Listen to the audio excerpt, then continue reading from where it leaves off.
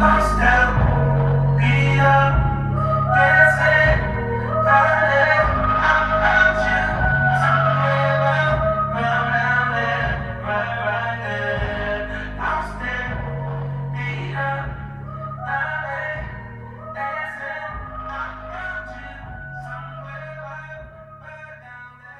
man Asif, what's going on, brother?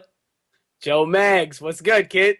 What's good, man? Yo, let's wrap it up. You know how we're doing it. We're gonna be talking about hip hop and just kind of what's going on in the culture right now. New music by a lot of prominent artists, and we're gonna get into that. But also, just like we started on the last episode, gotta go big shout to NBA. Big shout to NBA All Star Weekend. Oh yeah.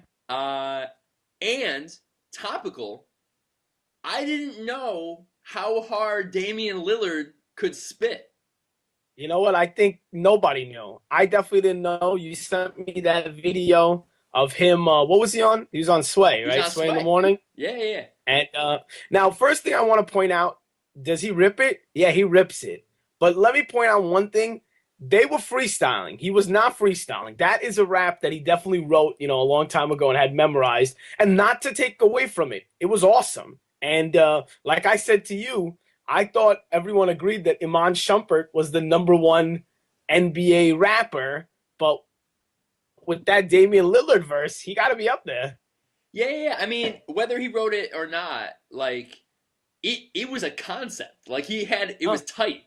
Like, yeah, it was like, it could be on something like on you could hear it as a verse on an album and not think like, oh, this was like shitty or weak. It was like this could stand out there. It'd be fine. Yeah. It's like, oh wait, who is that? It's like, it's Dame Lillard. What? Yeah, oh, yeah. Yeah. If you guys haven't checked it out, you gotta check it. Just go on YouTube, Sway, Damian Lillard. It was fierce.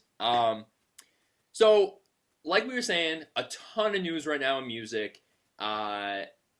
Not the least of which was we had the Grammys last week. You and I haven't had a chance to break down what happened, some of the bigger awards, and really the performances. Because I think no matter how you spin who got the awards, and especially like the whole Kanye Beck storyline, everyone knows like the Grammys are weak. Like it is what it is. They typically don't have a good grasp on what people are really loving and listening to the most. It's kind of an archaic concept, really. Like having an award show, it's so subjective. I don't know, but it still leads to some cool moments. So you wanted to bring up, and I think it's important. Eminem wins Best Rap Album for Marshall Mathers LP2, an album that at best got really polarizing reviews, and it won Best Rap Album, and there was like this whole joke that he won so that Iggy Azalea couldn't. Mm-hmm. But I don't know. Like, does this change at all the narrative about that album? Because I actually really like that album. I think in a lot of ways it got like kind of a harsh critique because it didn't live up to the first LP. Yeah. Well, I think when you make a part 2, a sequel to your classic work, Marshall Mathers LP, you're already Eminem, right? So like the stakes or the bar is high. Now you made the bar that much higher by calling it Marshall Mathers LP2 because people are just gonna, make the comparisons whether they should or not. And it's not a bad rap album. We've talked about it a lot. It's a solid rap album, and it's him rapping his ass off, and it has some like incredible moments. Rap God is like from another planet. But for me, it's definitely not his best album. I think that I liked his last 2 albums more than it. And I'm looking actually at the nominees, and I'm kind of thinking to myself, like, it's kind of funny because, like you said, like for so many people, the Grammys mean a lot. Like to win a Grammy is an incredible thing, but at the same time, so many people, especially like in the rap community, it's like the Grammys have never gotten rap right? Especially last year, they really messed up. So this year, I'm looking at the nominees, and of the 6 albums that were nominated for Best Rap Album, you had Nobody's Smiling, Common, which I thought was a good CD, not great. Black Hollywood, Wiz Khalifa, I wasn't really interested in. Iggy Azalea, the new classic. Of course, the album that nobody wanted to win. And thankfully, like you said, the Grammys didn't make that like incredible mistake. Although that would have been a hilarious trolling move if they would have just gave it to Iggy. Like she doesn't even go on stage. Like she just sits in her seat. Like, yeah. Or like Macklemore ends up announcing it to give it to her, and the other two albums on there, which I actually think are more deserving. I don't know if I'd say better than Marshall Mathers LP, but Oxymoron, Schoolboy Q's CD, a solid album. Shows you his range. He does a lot of different things on there. I don't think the funny thing is I don't even think it's the best TDE album of the year. I liked Ab Soul had an album, no doubt. which I preferred. No doubt. And then another guy who I hear you're getting into because of the internet, Donald Glover. Basically, what I think was an awesome album. Yeah. A lot of great elements to it. But for me, if Eminem, Donald Glover, or Schoolboy Q won, I would think that would make more sense than the other albums that they had nominated. Of their 6. But I think rap right now is... But I guess in greater point, Eminem I think is almost like a safe choice now for the Grammys because it's like this guy's incredibly respected. Yeah. But I just think right now what's interesting is rap is kind of a microcosm for how the Grammys aren't in touch with it because Eminem is the choice that the old dudes who vote for the Grammys think is the best choice, right? But the truth is, exactly. If the truth is, if the Grammys were judging each category in the same way, Iggy would have won. You know what I mean? Like, because Iggy was the most popular. She was the most mainstream album of the year. So, in one hand, they're being hypocritical, right? Yes. But on the other hand, they're not doing their research. Like. I love M. Everybody loves M. He's a legend. But that album, that wasn't the number one album of the genre. They might not have even have nominated the right album, you know. So it's interesting. I think when you combine all the awards that were given, I think we were having some technical difficulties there. I was just making the point that I think the Grammys, they're so disconnected in all these categories. I even heard, I'm not a metal guy, but I didn't even notice Tenacious D won metal, and they're just ironic metal. Like they're not even a real metal. So anyway, I think this all kind of leads into the big climax moment of the award show, which was Beck wins album of the year, an album that I didn't even know that album existed, honestly. Yeah, and most people I think didn't know that album or listen to it until after the award show. Right. And let me just say first and foremost, I think Beck is cool. Like Beck definitely makes interesting music. So I don't want to say Beck is undeserving. And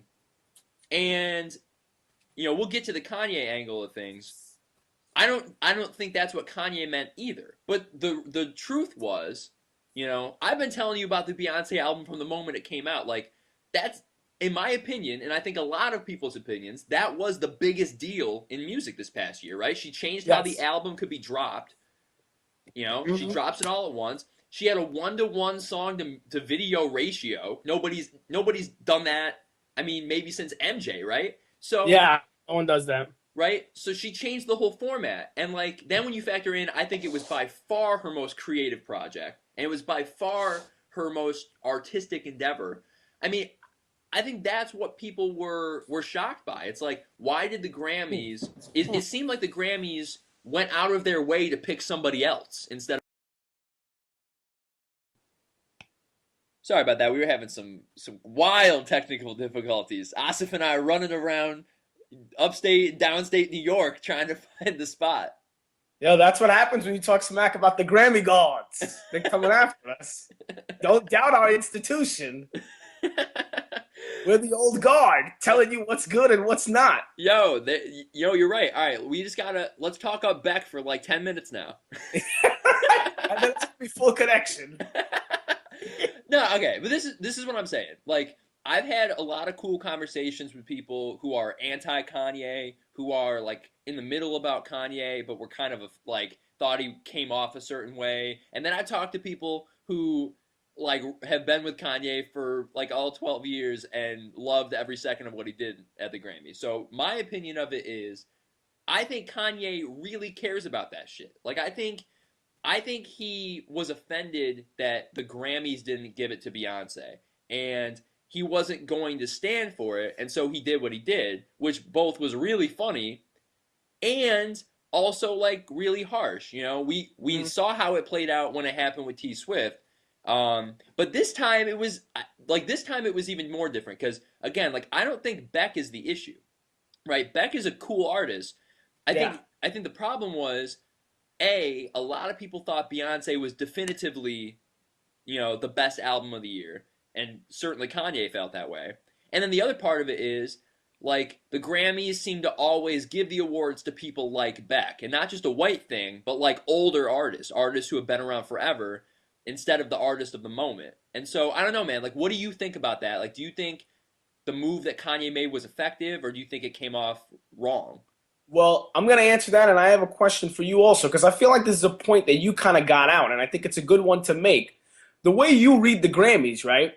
It's not the best work, right? Is that what your feeling is? Yeah, definitely. Like typically what the Grammys does, and I guess I hadn't thought about this, the Grammys awards sometimes I almost feel like I don't even know what they do because sometimes I think they give it to the most quote unquote popular thing. Sometimes they go the Oscar route and give it on what's getting the most critical acclaim. With rap, they just totally mess it up. I think with rap, they just have like a dartboard and someone just throws a dart. And because like to me, there's no rhyme or reason to how they give the rap. But so I guess your feeling is with Beyonce, the most not only was it incredibly popular, but it was a game changer in a lot of different ways. A verb was created to Beyonce something, kind of like drop it out of nowhere. She made that, right? Yeah, By yeah. like dropping an album out of nowhere. Big artists don't do that. Well, they didn't do that, and now like we're gonna talk about Drake later in the podcast, but like Drake dropping that mixtape out of nowhere, that's absolutely a product of what Beyonce did in December 2013. 100%. And it seems to be kind of like a response to everybody's music getting leaked and everything kind of coming out early. I think it almost gives the artist power again in that they can control how their music is kind of digested by the masses. So a cool move. But I guess now, I guess Kanye's move there, right? And what he did with the whole Beck thing. To me, I think what happens, like a lot of things you see on the internet, is basically everybody the way you feel is the way that you will categorize that move. If you're a Kanye lover, the move was awesome. If you're a Kanye hater, oh, he's an asshole prick. This is why I hate Kanye. He's not a musician, this and that. So I hate that happens with almost everything, that basically the way you feel going into it is the way you will dictate that. But for me, I think it was definitely a joke right off the bat. I think you see him smiling and being silly, kind of making fun of the T Swift thing. Mm-hmm. And then I think when he had a little more time to sit on it, he was hype. He was like, okay, I need to get the fact that this Beyonce work was so next level. And the Grammys aren't really respecting that. Like, it's not like, I think his feeling was she should have won in such a landslide that her not winning is like silly. Yeah, no, I think that's totally where he came from. But the problem was, like, he got up on the stage and it totally showed up back, which well, I think was like, that wasn't Kanye's design, but you can't plead ignorance in that situation. Like, he went up on that stage and he showed up like a grown professional man, in that moment. And then also, like, in his interview afterward, and the subsequent interviews, he's now putting this pressure on Beck to quote unquote do the right thing, to give up his Grammy.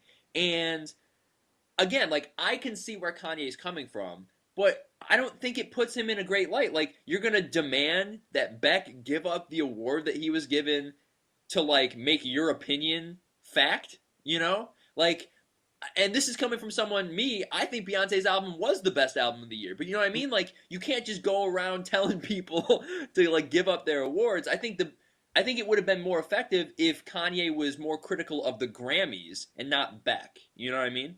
Agreed, 100% agreed. And it's really hypocritical actually of Ye. And like I'm his biggest defender, and like even in this move that I think it's really easy to characterize it as here's Kanye doing Kanye shit again, like, being a dick basically.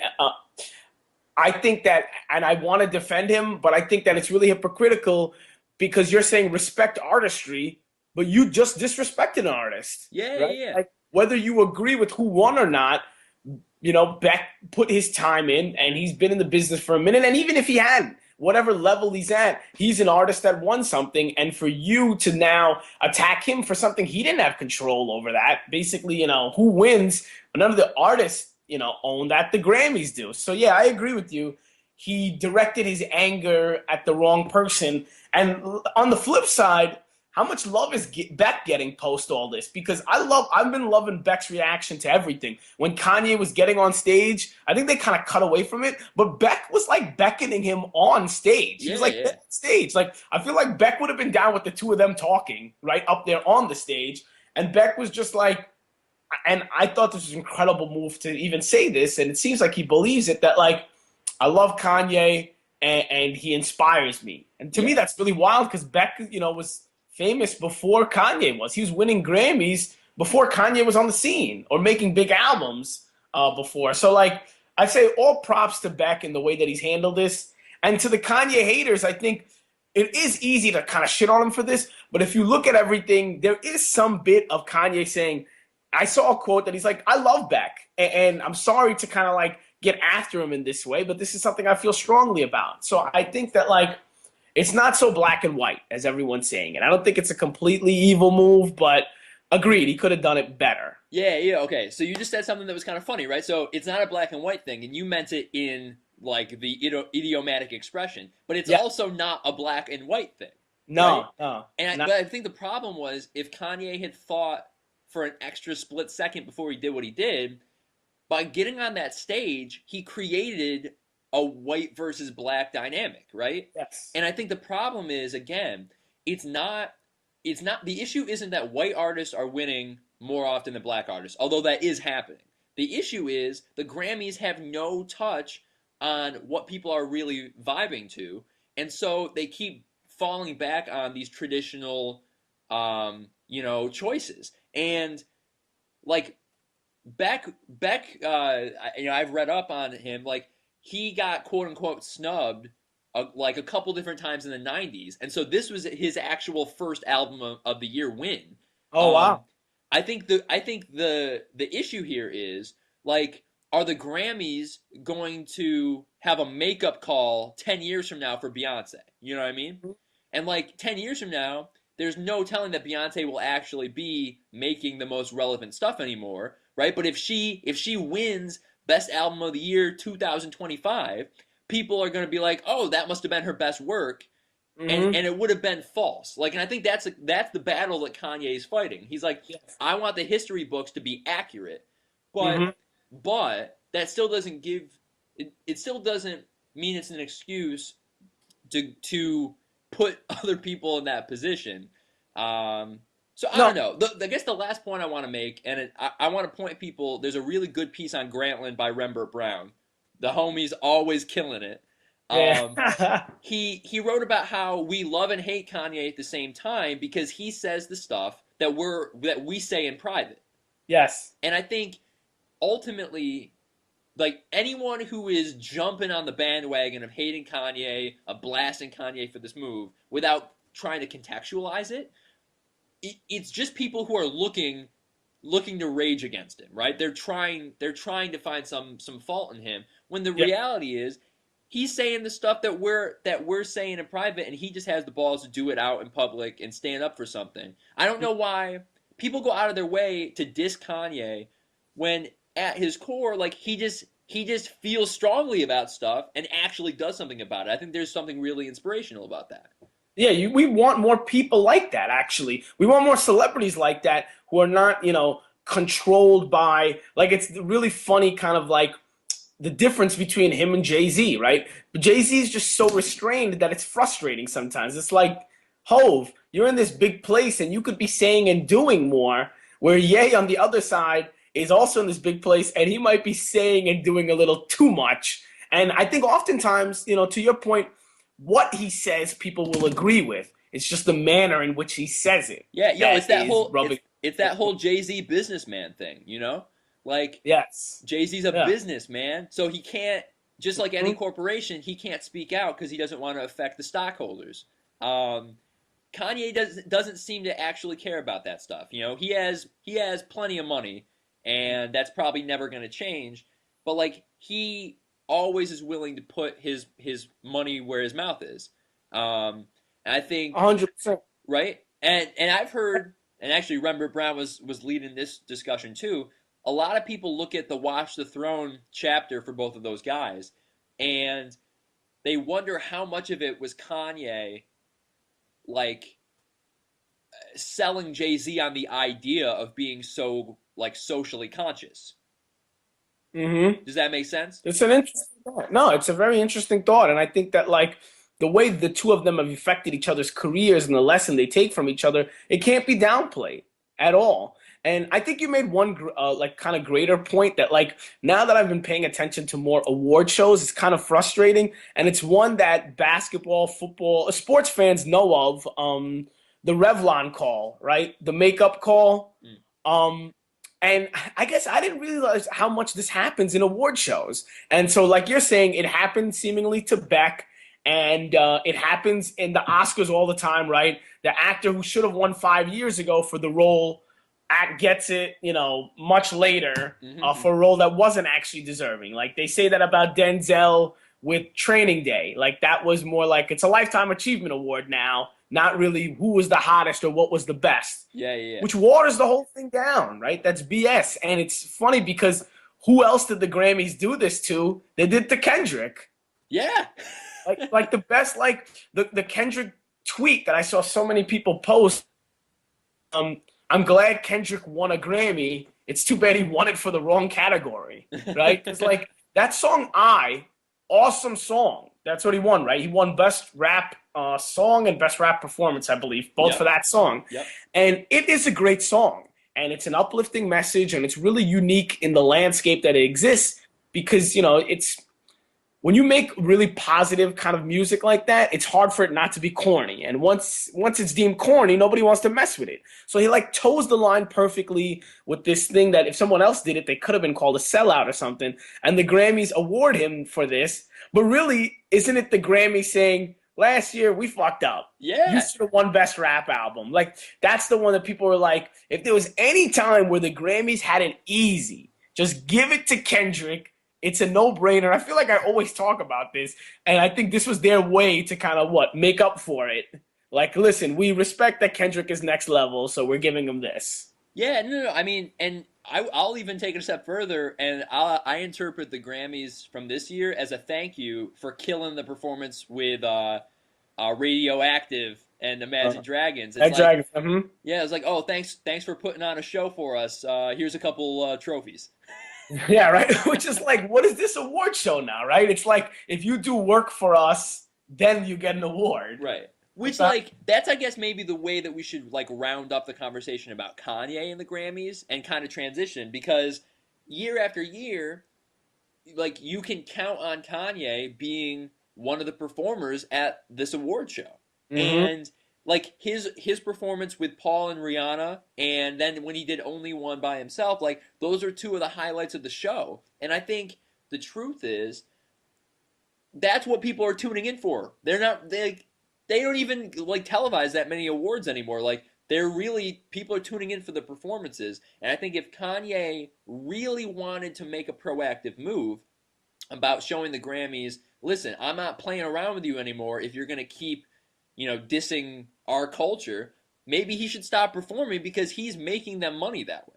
That's a great point. Like, yeah, I think that if we want to hold Kanye to his statement, don't perform at the Grammys next year if they ask you to, right? Or actually, wouldn't Ye say, "I'm gonna perform, but I'm gonna do a performance that'll piss them off"? Dude, bring it. I'd love that. I'd love that. Mm-hmm. I again like transition. I'm really digging, that whole trio right now with Ree, and Paul McCartney. I thought their performance was cool. Rihanna killed it. I mean, wouldn't you pay money just to watch them in the studio together? Oh, dude. I'd pay for that on pay-per-view to watch the three of them interacting and what is happening. You know what I mean? Like, what kind of like side talk do the three of them share? Yeah. I mean, like, how did that project come together, you know? Because we still haven't even heard Paul say a word, like, in a song or, like, in an interview. Like, it's just kind of like, yeah, like, Paul's been hanging around Kanye a lot. You know, they're going to produce, you know, he's producing Kanye's new album. You know, Kanye's producing Rihanna's new album. I'm sure Paul's going to be involved with that too. Like, it's just like, what are these cats doing and how can I see it? No, 100%. And the one thing I hope that like in the future we get to. I don't know what Paul's voice is like now, Mm. but he's got an incredible voice, and I don't know maybe if it's like a little weathered now and he can't sing like he once did. So maybe that's why he's not singing on tracks. But like not getting him to sing on the song to me is almost like getting Nas on a track and then you get him to just sing a hook and not rap. And it's like, wait, this guy's a filthy rapper. How can you not have him rap on here? And I think the same thing with Paul. So hopefully we get some more collaborations with all of them and we get to hear Paul singing a little bit. Yeah, you know what? Maybe they're just like holding it. You know, they're just like building up the anticipation.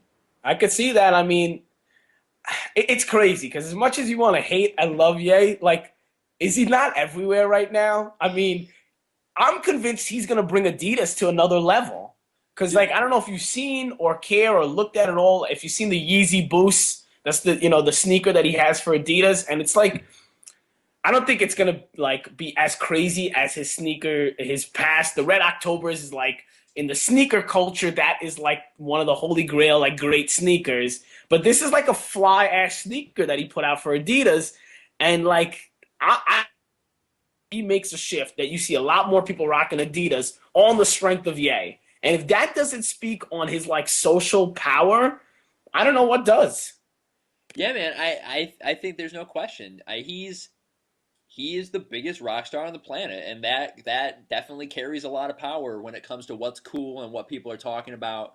And that's been his thing for years now. I mean, really, you know, I mean, from day one, in a lot of ways, he's he's been pushing, you know, the envelope when it comes to, you know, how can I keep expanding, expanding, expanding, and you know, making more contacts and bringing more people together. And he's the coolest. I mean, you know how I feel about him. You're up. I thought the track that he debuted at the fashion show that he did, kind of independent from the fashion. I'm not a huge fashion guy. I know that his clothing line they were getting picked apart on Twitter. Chicks weren't wearing pants. People were really really hating on that. They're like none of the girls were wearing any clothes. Mm-hmm. Um, but the song was fire, and he did it with it has Sia in it, which Mm-hmm. was it was crazy. Yeah, and the other artist is actually kind of a up and coming dude too. Vic Mensa is for the people who listen to Chance the Rapper, they say he's kind of like in his vein. He's like a really good rapper, but experimental and doing a lot of different things. And I believe that they came up together, Vic and Chance. So like this is Kanye bringing another like not a huge star. I think a lot of people, unless you follow a lot of rap, you don't know him, but of course, Ye does know him, so props to him and like another interesting move because like he could put anybody he wants on a song, right? Who would say no to being on a big song with Ye? But he goes out and find this artist who's like not quite big but a rising star. So Mm. definitely an interesting track. Yeah, yeah. No, very interesting. It actually, you know what was cool about it? It it's the third track now that he has leaked that will likely be on this new album, and this is gonna sound like kind of I don't know, like kind of weird to even say it like this, but I don't think there were any curses on the track. You know what I mean? Like Mhm. he definitely sounds like he's in a different place musically where I think he's interested in reaching a broader audience. Like, he's coming off of Yeezus where he said some of the most diabolical shit I've ever heard, Yeah. and it seems like on this he's definitely tapping into like an emotional root that I think more people can vibe to, like people who wouldn't feel his past albums because they thought it was too obscene. I think this is gonna really open things up. Actually, that track reminded me of like early Drake, like which is it's kind of bringing it all together because everyone knows Drake wouldn't even happen without an album like 808s, right? Like 808s paved the way for him, Mm-hmm. and it almost seems like that this song that Wolves that Kanye put out, it kind of reminded me of oh, I'm drawing a blank on it. What was that early Drake single? Like one is not the best I ever had. Yeah, no. Like I better find your loving. I Okay, yeah, better yeah. find your heart. Like Yes, yes, that's what yes. it was. It kind of reminded me of like this kind of universal song about like not being able to get with that person that you want, and I don't know, like Ye he's making people butt their heads more than ever, but I think this music, like this album, is gonna just be another smash where people really connect to it. I don't know. I'm beyond pumped for it.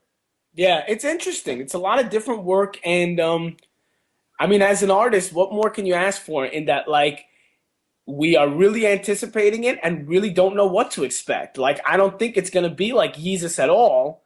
And I thought Yeezus was great. So I think he's we're definitely in store for something that's gonna be interesting at the least, whether you love it or not. I think there's gonna be a lot of interesting work there. And to me that's what they do. They push the envelope and he's like the king of that. So props to Ye for killing it on many fronts.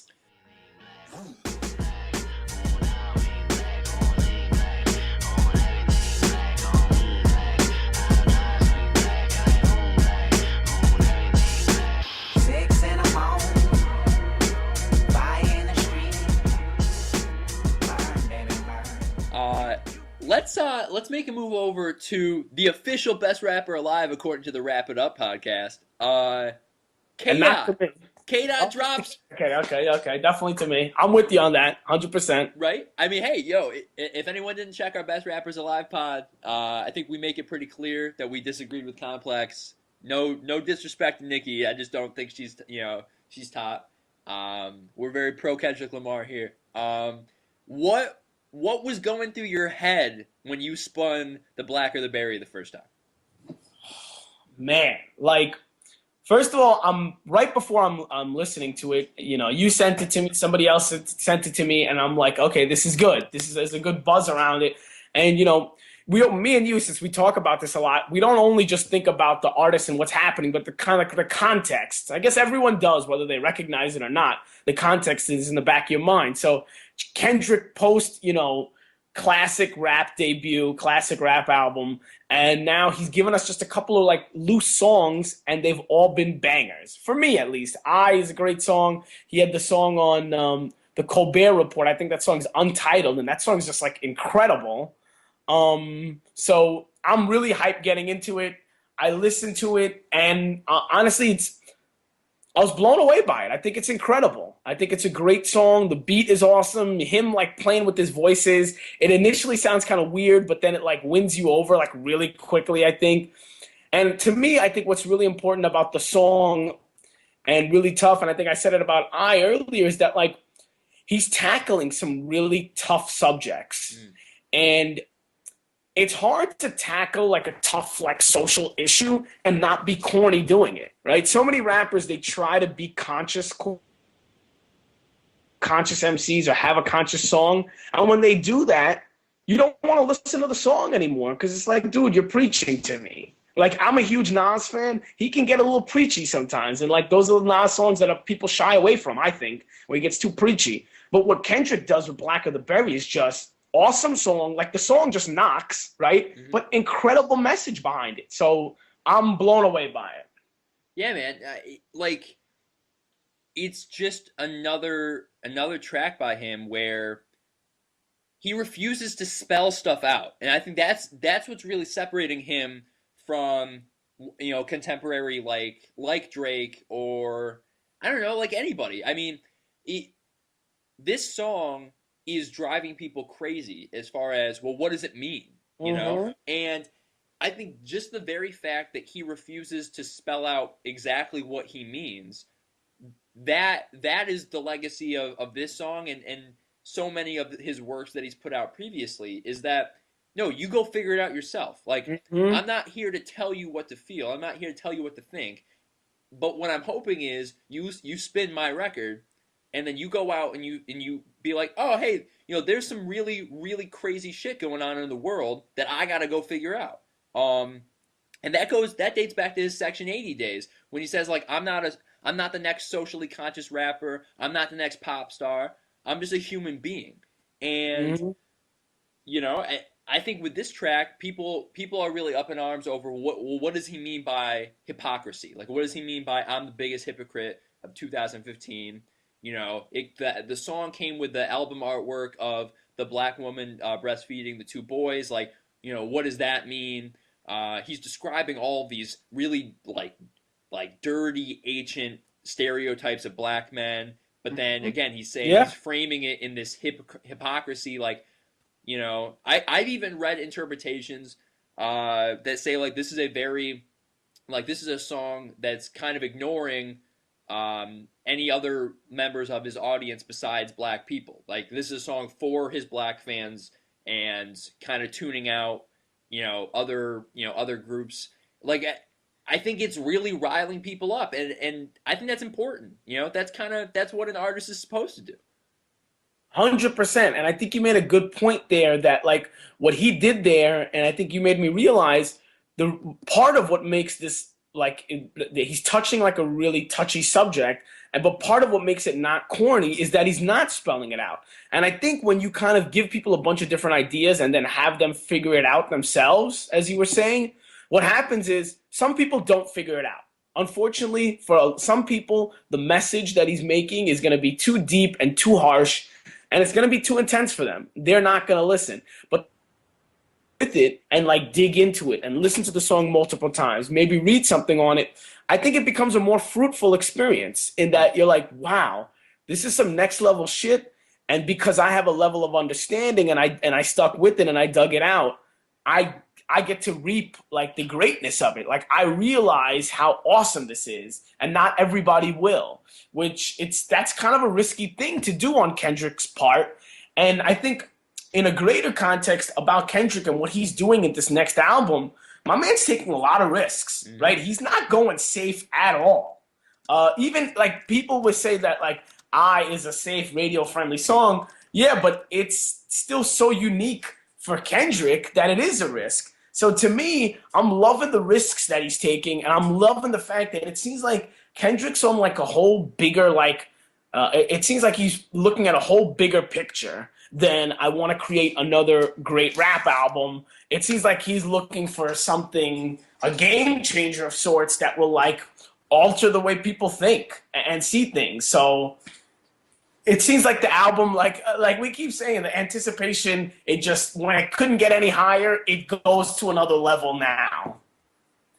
Yeah, man. Like, I couldn't agree more. I think if people are saying that I is a safe single, I dare them to give me multiple examples of an artist, a rap artist, as big as Kendrick Lamar, coming off as big an album as Good Kid, Mad City, who comes out with a single that says to love yourself. Like give me more than one example of that, and I'll shut up. But I think the truth is that's as big a risk as anybody is taking in the whole genre.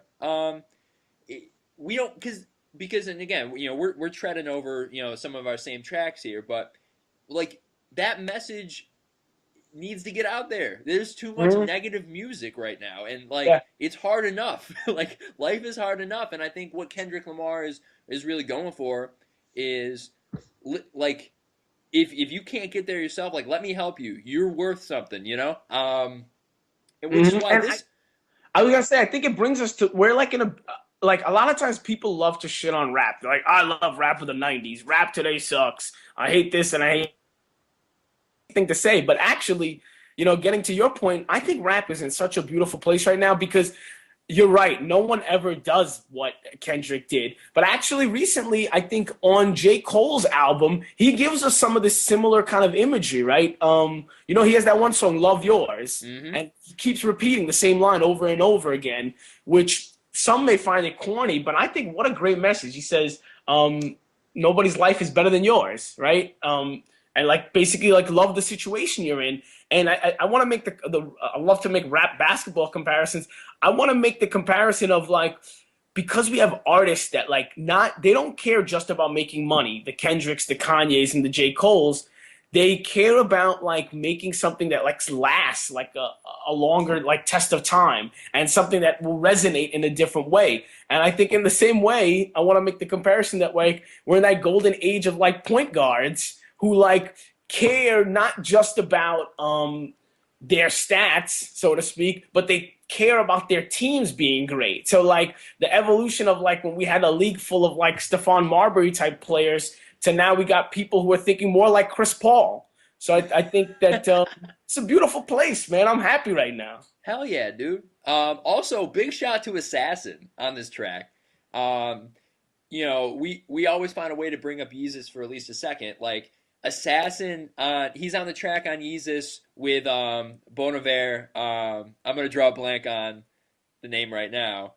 Mm-hmm. We know what you're talking about, though. But like the intensity, the fire that Assassin brings in this like really, I don't know, like this like just in your core when you hear Assassin jump on the track, and I think Kendrick, like, that's a really good choice to bring him on to really hammer home the point, both of what the song is going for and like the I don't know, like the black pride. Like I just think the choices Lamar is making time and time again and who he chooses to work with, those are they've been so impressive just to see him figuring it out.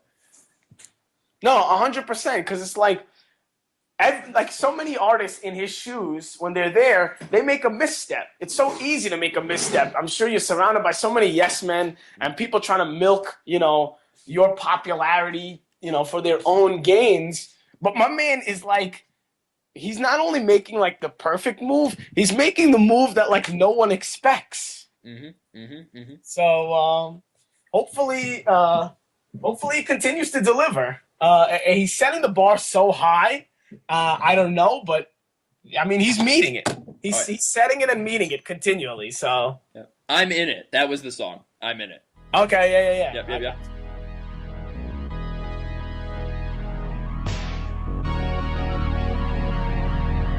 Proud of shit. Having conversations with mama.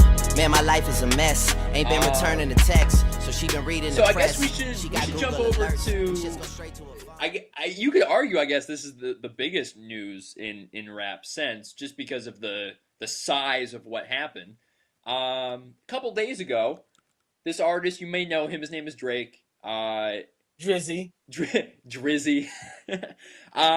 Jimmy Wheelchair. Dude drops. Do we know it? I consider it a mixtape. Are people calling it an album? It's kind of funny because like. It seems to be that it's being heralded as a mixtape, but like to me, normally mixtapes have like beats that are already popular, known, right? And like you kind of just did your own track on them. And like normally mixtapes I feel like are kind of places for rappers to show their skills off and just riff and kind of just while out, where this does not seem like that. This seems like a much more like well thought out, put together album. So I think it's being dubbed a mixtape, but to me, I see it as an album. Interesting. And it's being sold for money, where a lot of mixtapes oftentimes are just like on like free websites, like on datpiff.com and other places that you get mixtapes. This is on the iTunes store. So yeah, it exists in a new, its own thing almost in a way. But of course, he pulled a Beyonce move, right? No press, no singles on the radio.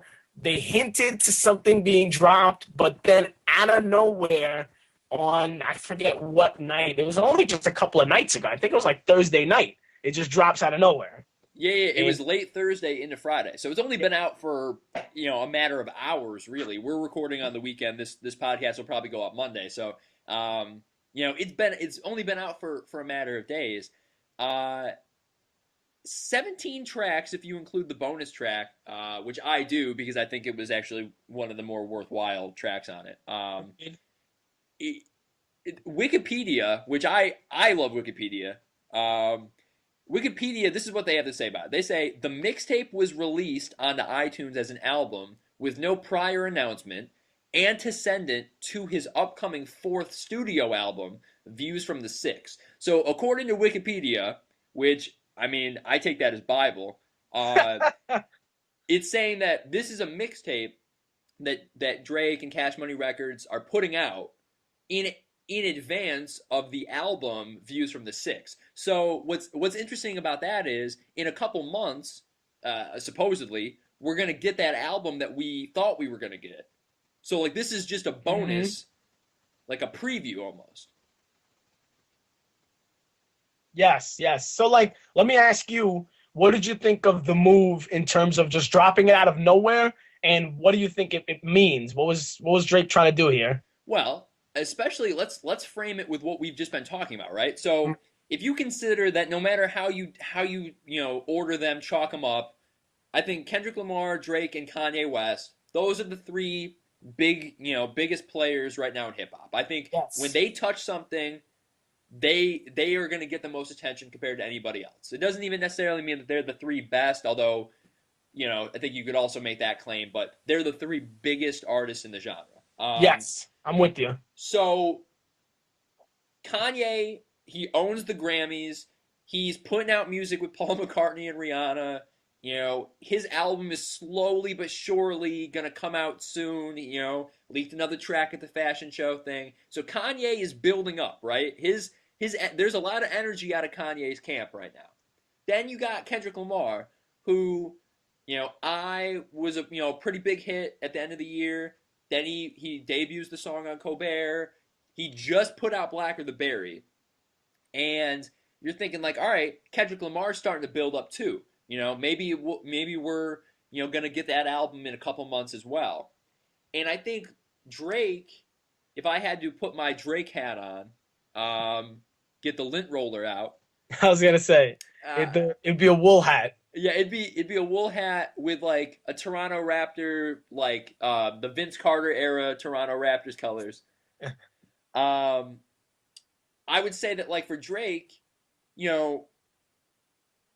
putting something out wasn't mandatory, but you gotta imagine like there's that competition, right? He needs to make sure he's staying in it too, and 2014 was really fascinating. We talked about this a lot on the last podcast, right? Like you could argue Drake won the whole year and he never put out anything, or he never put out an album or a mixtape or anything. I mean, I'm not really as big on Drake as you are. Like, I actually, as much as I defend Kanye, I like to be the guy who kind of hates on Drake, even though I secretly listen to him. And then when I listen to him on Spotify, I have it that no one can know that I'm listening to him. But anyways, I actually think that, like, to your point of, like, the last year being so big to him, he was nominated Best Rap Song. And if he would have won for, what song was that? Started from the bottom? No, 0 to 100. 0 to 100, yeah. If that song wins, I actually think people are like, oh, that makes sense. It was a huge song, great song, like really popular for a long time. As much as I love Kendrick, I actually think that 0 to 100 would have probably made more sense of the songs that were listed or of the nominees for Best Rap Song. That, to me, makes the most sense as the winner. Yeah, that song's fire. I love that. Right, so I think this is first of all, a really cool calculation by Drake. I got all these tracks ready. These are tracks that otherwise I would just kind of release one at a time, because they clearly didn't make the album. So he's like, I got all this stuff. It's good stuff. And he gets to pull the Beyonce move, throws it all at once. Now he's dominating the conversation, right? Like, yes. Like only days after the Grammys and days after the Black of the Berry, now Drake is definitively the talk of the town. 100%. Have you heard the mixtape? What do you think? Why did he drop it out of nowhere like that? 100%. And it seems to make sense as a move in terms of become the forefront again. Now, I think it has drawbacks though, because like I'm sure everyone's like digesting it now. And for me, I've listened to it maybe 3-4 times from yesterday, and which I don't recommend anyone listening to that much Drake in one concentrated period, because I've been writing poetry and shit ever since. But I don't know that this is Drake's best work. Like, I think there's some bangers on there. Don't get me wrong. And there's like some bars where you're like, damn, Drake, you're killing it. But for me, and of course, I think I need more time to digest it. And maybe if you think of it as a mixtape and the way that you framed it, it's kind of more like the appetizer for the album coming out, and thus I should expect it to be lesser. But unfortunately, I don't look at it like that. I'm just like, you put out something that's 17 tracks, and I'm just judging it based on, is it great or not? And for the bar that Drake has set for me in the past, I don't think it's great. I totally agree. I totally agree. I think here's my. Let's start really negative and we'll work toward the positive. Okay. I think a really constructive critique of this is that in the past, I think Drake's biggest skill as an artist and like with his different project is he's always started and ended his albums so well. Like he kills the intro track every time. Yes. And so important. No, what were you gonna say? I said it's just so important to do that, right? Like for all your albums, and he recognizes that like this sets the tone, and people are gonna like that first moment. You don't get a second chance for that first moment, so let me like knock it out the park, and he always does. Right, yo, like on Take Care, the intro track is my favorite song in the whole fucking album, probably. Like, you know, got the girl playing piano, and like Drake comes in over that beat, and it's just a classic 40 beat. Then on Nothing Was the Same. Like, how much longer is he gonna spend on the intro? And he just builds and builds and builds. That's a hard song, right? So I say all of that because I thought the intro on this mixtape was whack. The very first song, you know what? I actually, surprising, I'm a little higher on the intro than you are. Like, comparing it to his other intros, no, it's not as filthy, but I thought the intro was okay. I think if we want to keep knocking things, for me, I think, to me, Drake has certain strengths. And to me, his like number one strength is giving you relatable lyrics that, like, even though he's so rich or whatever, lives in a completely different world, he gives you lyrics about relationships and jobs and things that can like make sense to anybody. But to me, a strength, a weakness of Drake's, or a point that is not his strong suit, to me, I don't believe Gully Drake. I don't believe it when he's giving us like gangster shit. It's just like, I've seen you too long in like the soft light that like I don't really, buy it when you try to give me that like kind of gangster vibe. And I think this album, he's seemingly trying to be a little gullier on it. And that to me is one knock. And I'm actually surprised you don't like the intro. You know, at the very end of the intro, in a couple of songs, the old Genuine song, So Anxious, just plays randomly, which there's something behind that. Like, that's not there for no reason. I'm not quite sure what it is, but I feel like that needs to be pointed out. No, okay, let me say first and foremost, I think Party Next Door and 40 and is it Boy Wonder? Like, this production is great, like as always. Drake definitely gets top dollar production, no doubt.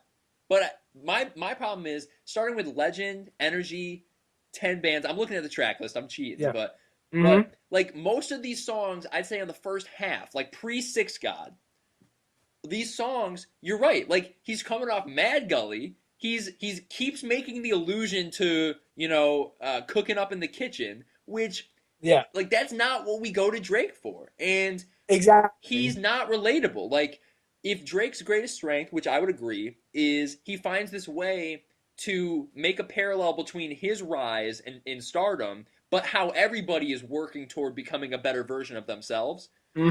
This album, or the first half of this mixtape, is so unrelatable. He's coming from a place of absolute, like, I'm the greatest, everybody else sucks, I don't have any friends, like, bitches can just get at me whenever they want, like, and I don't know, like, I don't want to come from a place like, Joe Mags, what were you expecting? But like, I guess I don't know, like, I just don't think that's his best stuff. And this is like a really picky critique.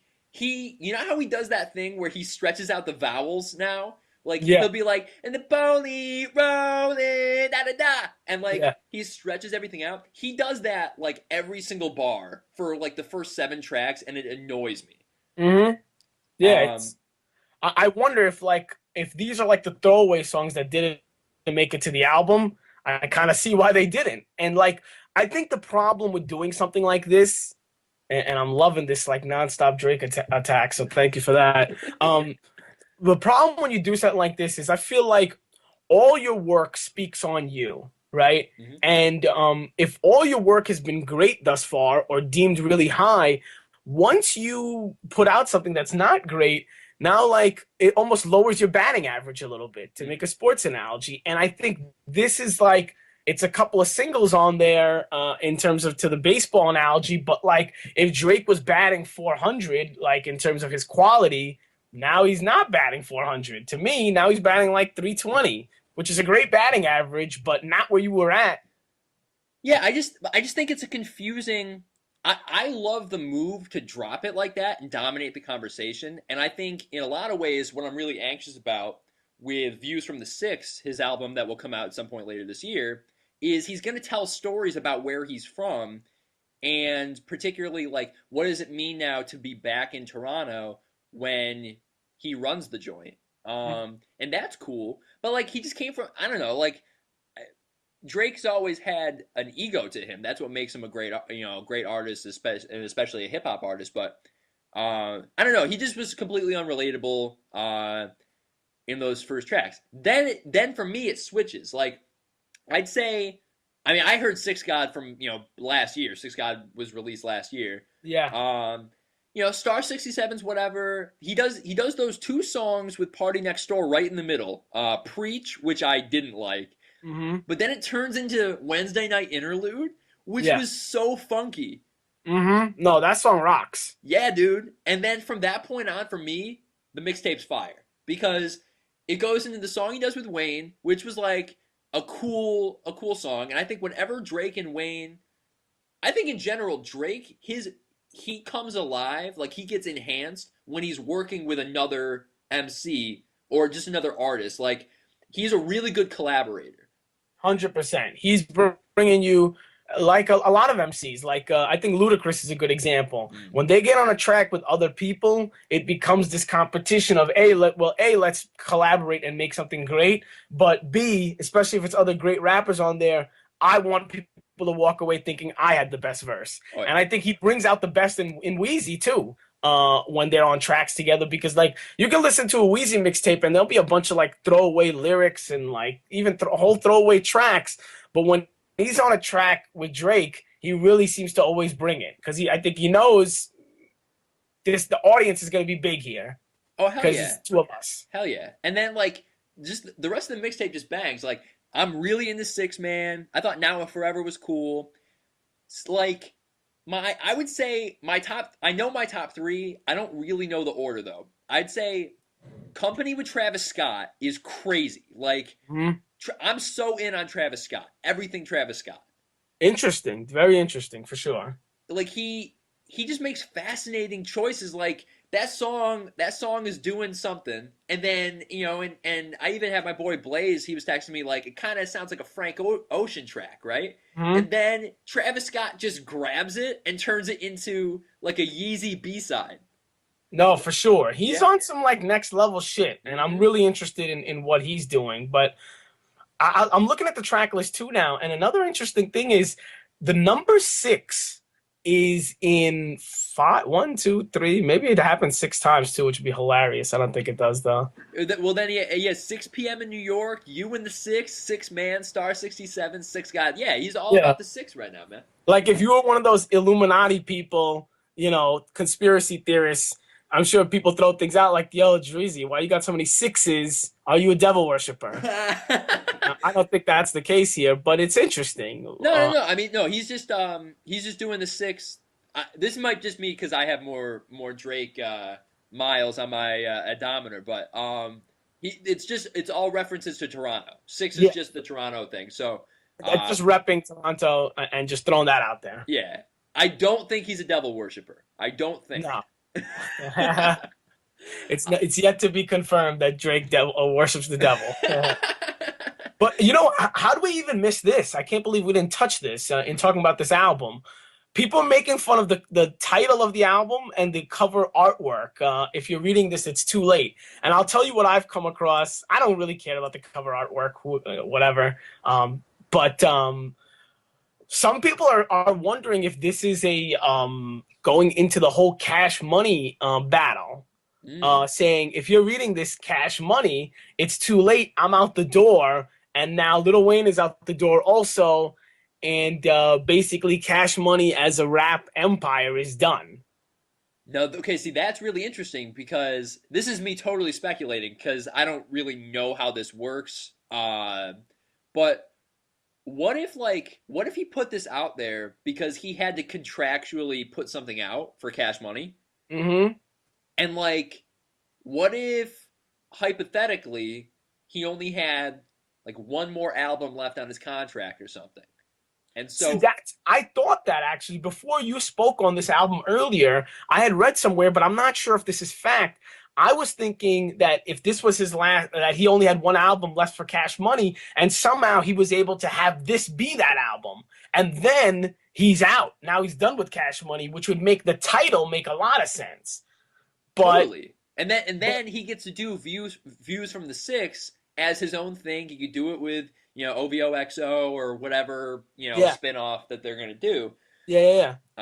Totally. I will not. I don't count that out for a second. But let me contradict myself. The one thing that makes me think, and knowing a little just about labels and just following the news, if Cash Money, let's think about this. Why is Cash Money not letting Lil Wayne's album drop? And I'll speculate why I think. Okay. Because this is, for them, they want to maximize how much money they can get out of every project, right? And I bet they're seeing that their returns on Lil Wayne, the last few albums, it's been diminishing returns, right? The Carter 4 sold less than the Carter 3, and whatever, I Am Not a Human Being 2, I believe, sold less than the Carter 4. So it's slowly been going down, right? So they're like, all right, if this is going to be your last album with us, we want to get the most money out of it as possible. So to do that, we need to build the buzz up.